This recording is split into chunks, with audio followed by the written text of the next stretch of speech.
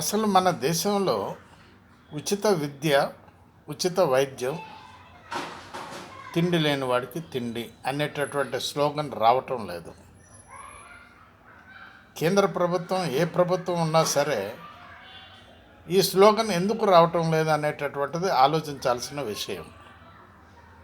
తిండి లేని వాడికి తిండి అంటే అది ఏ కులమైనా కావచ్చు, ఏ మతమైనా కావచ్చు.